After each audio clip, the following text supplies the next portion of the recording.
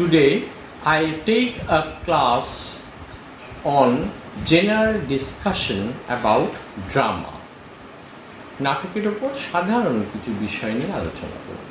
Let me tell you at the beginning that this is not important to you at all from the examination point of view. পরীক্ষায় কোনো প্রশ্ন এর ওপর আসবে না. The questions and answers which are important, I have given them to you after the end of this discussion. You can get a copy of those from the description box. So you needn't worry about question and answer. That is there for you, but this is to inform you, enlighten you, give you some idea about drama, which is a totally special genre or kind or type of literature. নাটক সম্পর্কে একটা ধারণা দেবার জন্য এই লেকচারটা, কারণ নাটক হচ্ছে একটা সম্পূর্ণ সাহিত্যের ভিন্ন ধারা. কিভাবে? How is it different from the other forms or kinds of literature like novel, poetry, story, etc.? While all the other forms of literature, though we will read it in the class, discuss it in the class, but you should always remember that the main objective of drama is not to be read but to be acted, and so its appeal is meant for all the people, both the literate and the illiterate. যেহেতু এটা অভিনয়, নাটকটা অভিনয়ের জন্যই রচিত হয়, যদিও আমরা এটা পড়ব ক্লাসে, কিন্তু সেটা মুখ্য নয়. মুখ্য হচ্ছে এটা practical success of a drama is in it's acting.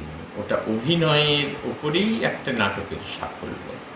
তো এই অভিনয়ের ফলে নাটকের যে বার্তা, সেটার অ্যাপিল, তার অ্যাট্রাকশন, এটা কিন্তু সর্বজনগ্রাহী.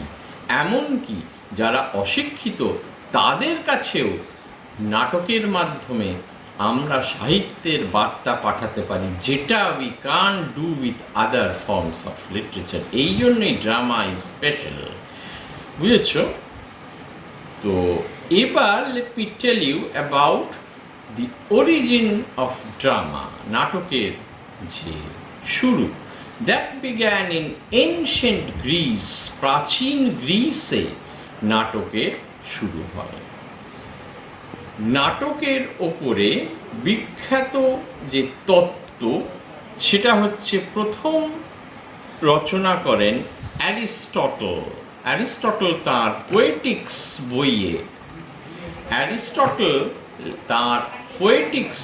বইয়ে, নাটকের সূত্র নিয়ে আলোচনা করেন. সেখানে unities of time, unity of place, unity of action, কী হওয়া উচিত ইত্যাদি অনেক কিছু আছে. We need not go into that. Unity of action, place and time, এইটা হচ্ছে বেসিক সূত্র, the first theory of drama, which was followed down the ages by all the dramatists of all times. Shakespeare মাঝখানে এই তত্ত্বের কিছুটা অদল বদল করেছিলেন এক্সপেরিমেন্টালি, এবং আধুনিক কালে এসে অ্যাবসার্ড ড্রামায় বেকেট, এবং পরবর্তীকালে আমরা বলতে পারি রবীন্দ্রনাথও তাঁর ধরো রাজা বা রক্তকরবী, এই দুটো নাটকে এই তত্ত্বের, অ্যারিস্টটলের তত্ত্বের থেকে ডিভিয়েট করেছেন. But in general all the dramatists of all the times have followed the theory of Aristotle as he enumerated them in his Poetics, though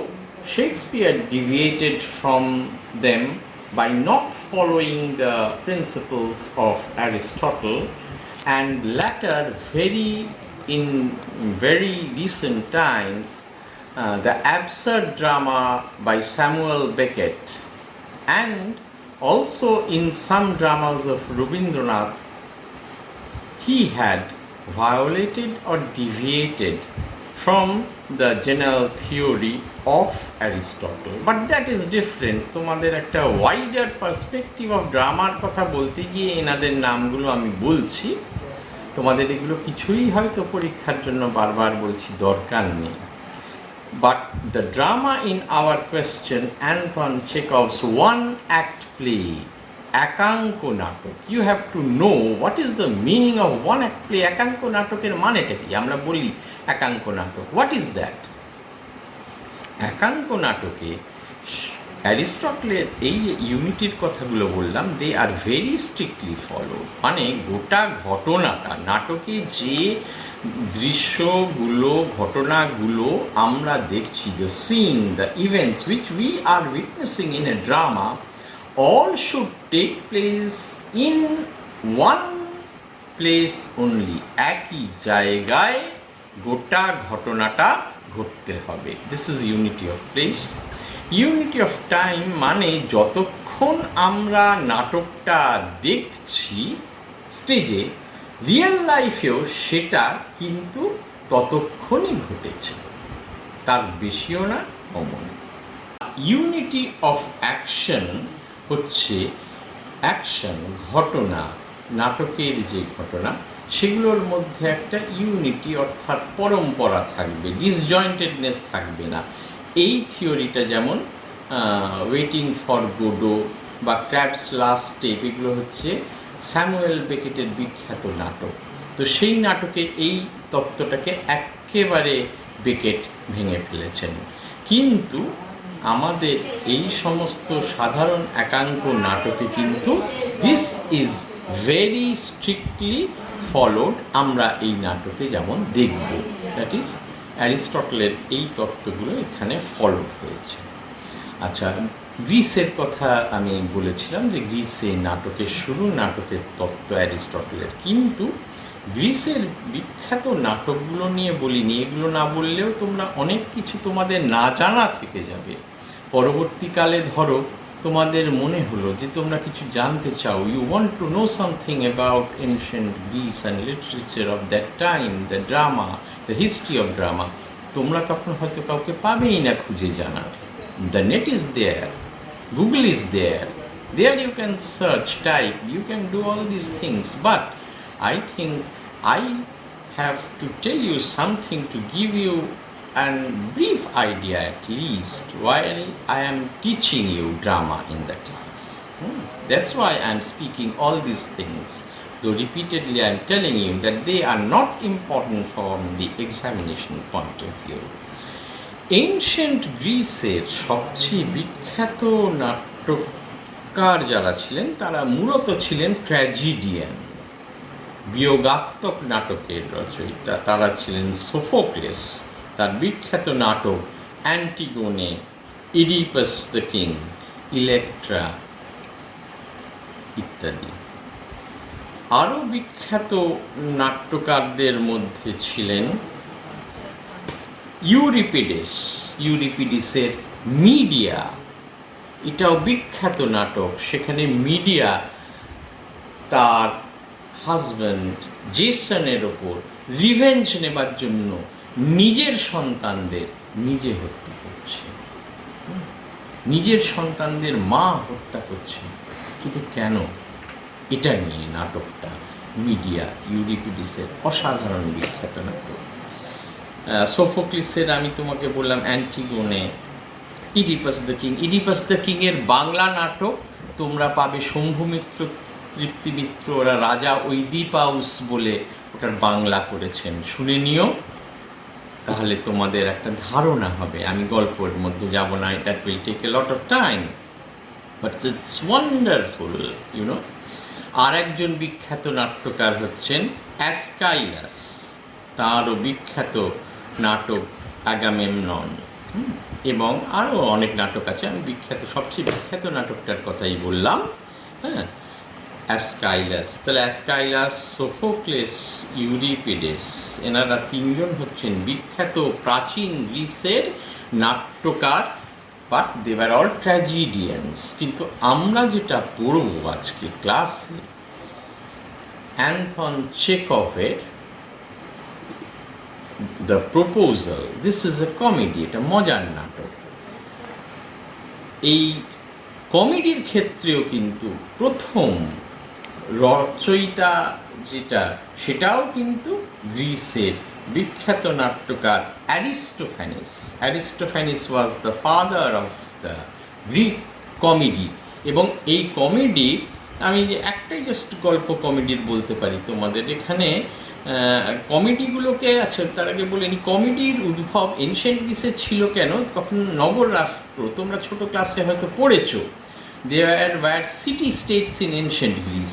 তো প্রত্যেক রাজারা তাদের সভাকবিদের দিয়ে বিপক্ষের রাজাকে বা সেই রাজার সভাসদ আমাত্য বা তাদের প্রমিনেন্ট যে ফিগার অফ দ্যাট কিংডম, তাকে ব্যঙ্গ তাচ্ছিল্য বিদ্রূপ করার জন্য তাদের সভাকবিদের দিয়ে এই রকম নাটক লেখাতেন।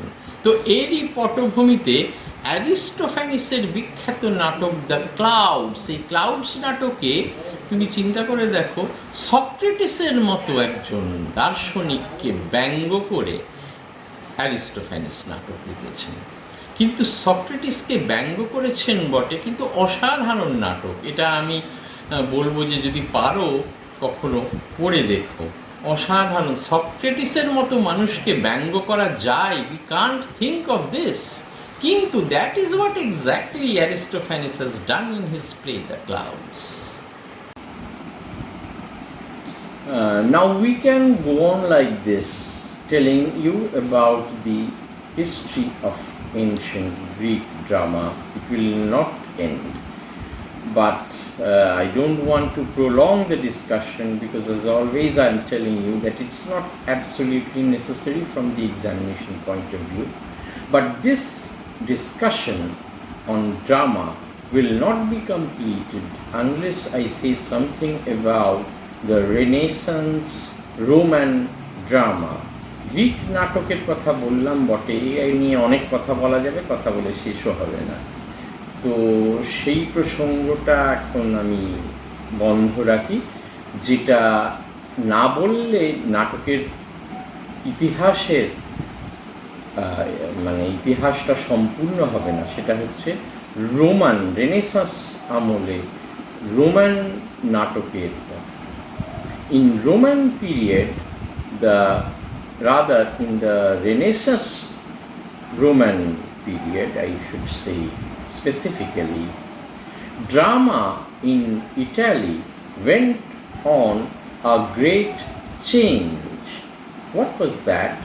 In ancient Greek tragedies, excepting in Antigone, there is no such character of villain as such. এইখানে রোমান নাটক গ্রিক নাটকের থেকে আলাদা। গ্রিক নাটকে excepting in Antigone, the character of Creon over there may be termed as villain, কিন্তু apart from Antigone অন্য কোনো Greek নাটকে ভিলেন বলে কোনো আলাদা চরিত্র নেই। The task or the performance of the villain is substituted there by nemesis or fate. ভাগ্যই সেখানে ভিলেনের পার্ট নেয়, অংশ নেয়। মানুষের বিপর্যয়, দুঃখ, কষ্ট, দুর্দশা, the fall of man's glory, his tribulations, his suffering, all are caused by fate, by nemesis in Greek term. Greek কথায় নেমেসিস, ভাগ্য, সেই ওই ভিলেনের কাজ করে। In Roman tragedy, the character of villain was first introduced as a separate entity to oppose the hero. হিরোর বিরুদ্ধে villain হিসেবে একটা আলাদা চরিত্র রূপে একটা ক্যারেক্টার খাড়া করা, এইটে রোমান ট্র্যাজেডিতে প্রথম এসেছে। And the background of this concept লে ইন ম্যাকিয়াভেলি's দ্য প্রিন্স, ম্যাকিয়াভেলির বিখ্যাত গ্রন্থ দ্য প্রিন্সের প্রভাবে ল্যাটিন বা রোমান নাটকে ট্র্যাজেডিয়ানদের মধ্যে সর্বশ্রেষ্ঠ বা সবচেয়ে famous dramatist of the renaissance Rome was Seneca and his famous play Thyestes.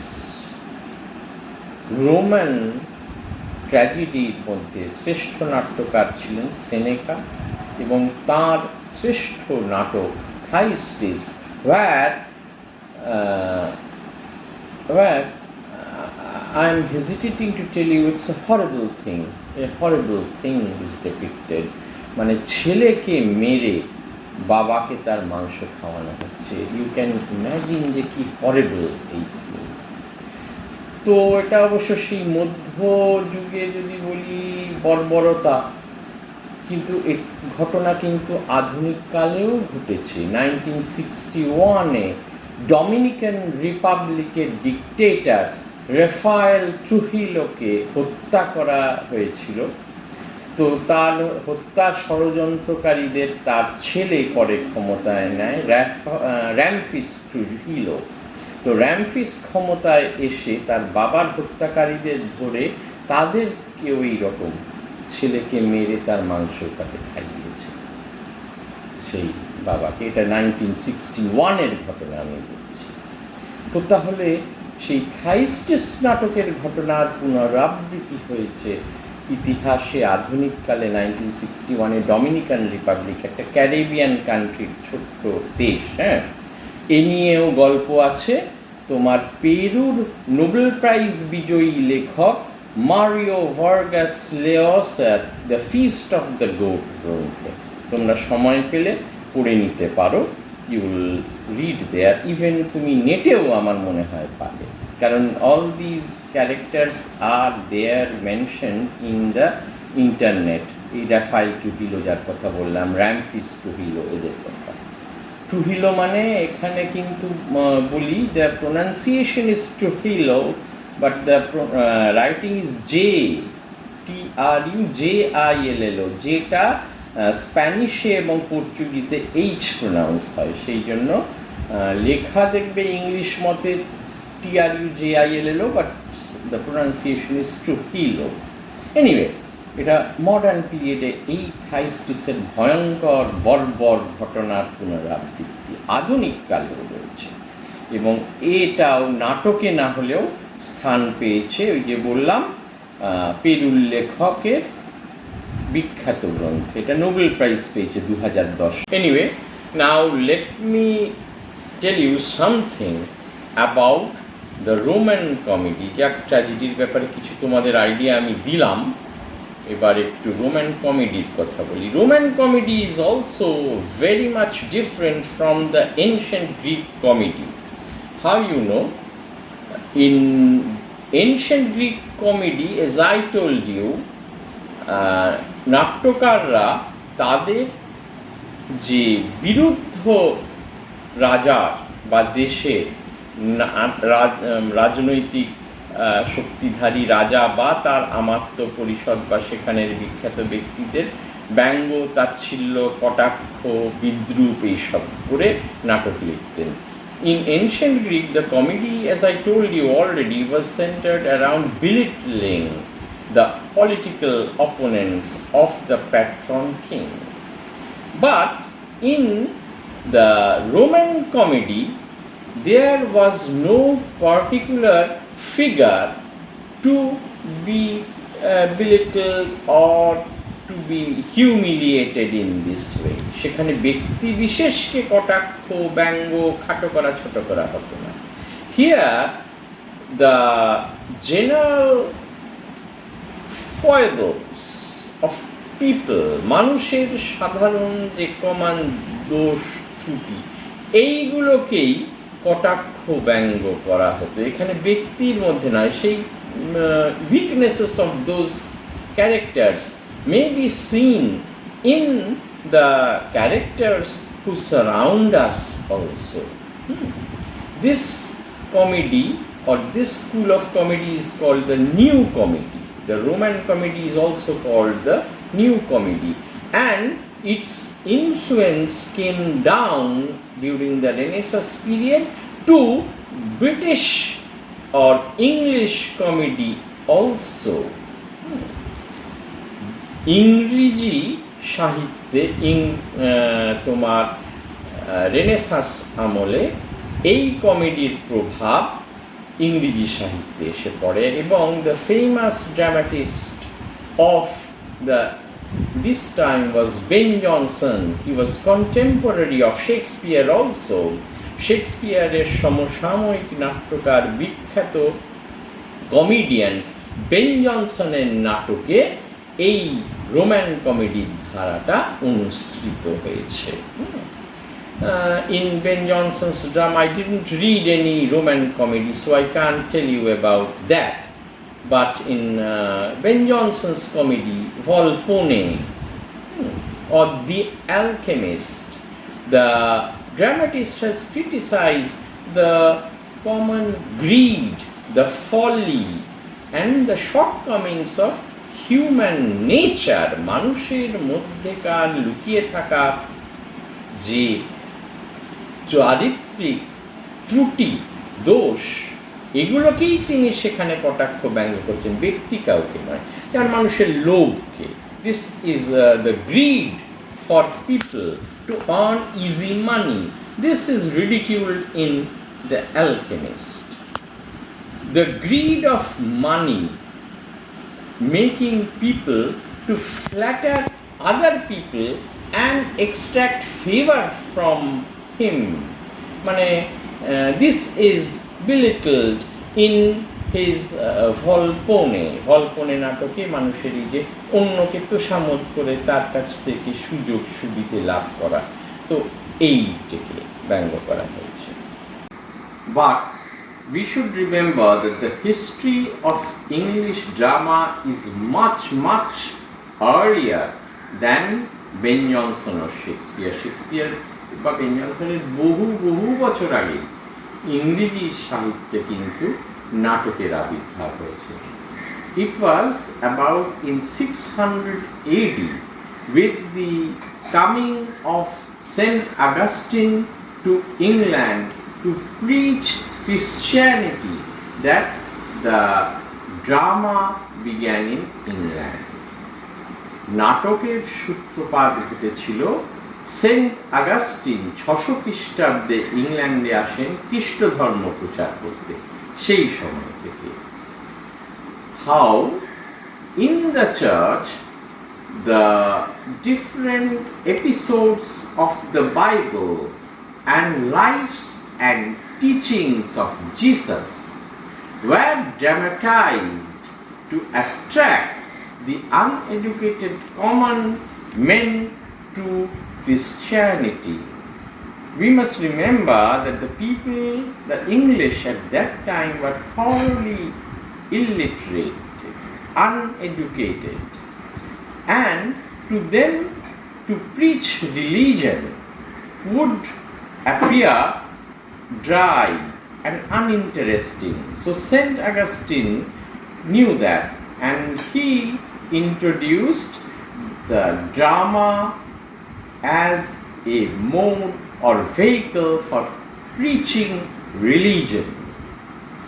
খ্রিস্টান ধর্ম প্রচারের কাজে নাটককে প্রথম সেন্ট আগাস্টিন ইংল্যান্ডে ব্যবহার করেন, ইংল্যান্ডের অশিক্ষিত মানুষদেরকে খ্রিস্ট ধর্ম এবং যীশুখ্রিস্টের বাণী প্রতি আকৃষ্ট করতে, যীশুখ্রিস্টের জীবন ও ঘটনাগুলোকে ছোট ছোট নাট্য আকারে অভিনয় করে সেগুলোর কথা, ধর্মের কথা মানুষের কাছে পৌঁছানোর উদ্দেশ্যে নাটক ব্যবহার করে। So the history of English drama begins with that time from 600 AD and it continues even today. আমাদের সিলেবাসে যে নাটকটা আছে দ্য প্রপোজাল, অ্যান্টন চেকভের লেখা, এটা কিন্তু ইংরেজি নাটক নয়, এটা রাশিয়ান নাটক, ইংরেজিতে অনুবাদ হয়েছে। But whatever be it, we must remember that it also follows the same principles of drama. নাটকের যে নীতি রয়েছে সেই অ্যারিস্টটলের, আমি প্রথমেই বলেছি, as I told you before at the beginning almost, about Aristotle's laws of unity, the three unities. All those are followed here as well. So this general discussion, I hope, will help you to understand the background of the drama. I will discuss the question and answers separately in another video. I don't want to bore you by a long lecture. Already we have talked much. So I'll end my video today, this part, and give you the rest in another video. Alright, thank you so much for today.